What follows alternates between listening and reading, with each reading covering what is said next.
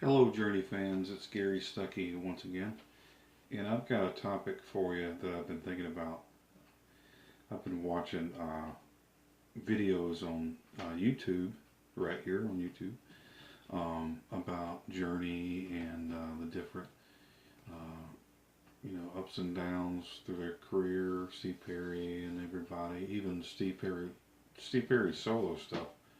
He had a bunch of interviews that I never really watched, hadn't really paid attention to. There's a bunch if you look for them. But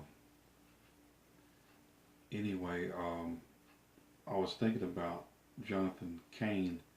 You know, now he's saved now, and he's married to Paula. White, of course. And I was thinking, and I happen to overthink a lot. And I was thinking last night, um, if Jonathan Cain had been saved back in '98, whenever they made a decision to, get rid of Steve Perry, because he was a big part of that. Him and Neil Sean had talked it over and decided that it was best that they, go on and find another singer for Journey. And I know it really hurt Steve Perry. It broke his heart, And looking back on the behind the music, I noticed Jonathan Cain. He was a different person back then. Kind of arrogant. I mean, and I think probably, and Steve Perry, he wasn't a saint back in the day either. He got rid of Steve Smith and Ross Valerie because he wanted to do what he wanted to do. And so I mean, I guess you reap what you sow.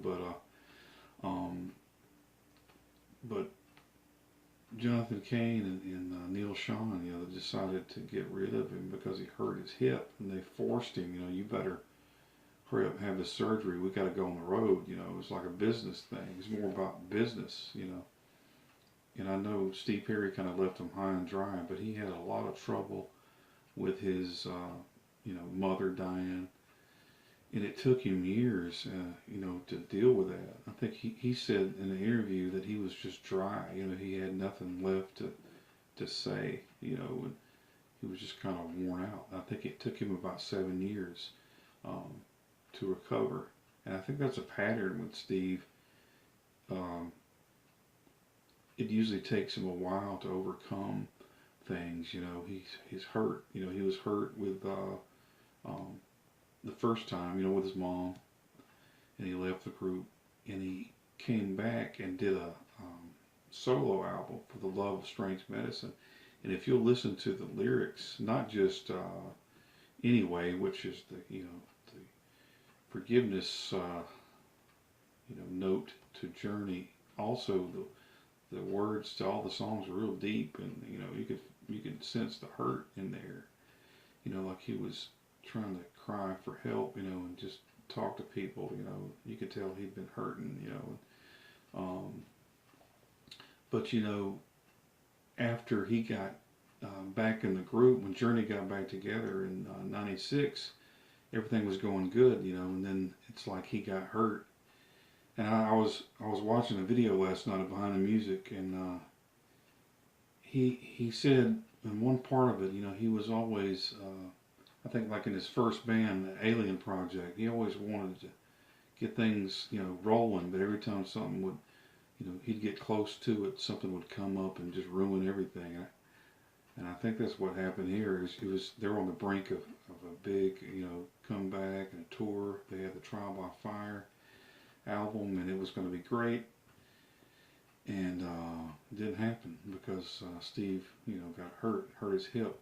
But going back to Jonathan Cain and Neil Sean, they really kind of mean to him. I mean, and he was like, please, don't, if y'all find somebody else, just call it somebody else.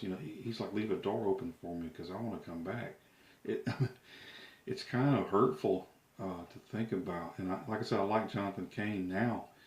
He got saved, and he's a nice guy. Like I said, he actually follows me on Instagram, and I appreciate that. But I wonder if he had got saved back then, maybe he would have been like, this is a crappy thing to do, to Steve. Maybe he could have talked to Neil and said, "Look, man, let's just wait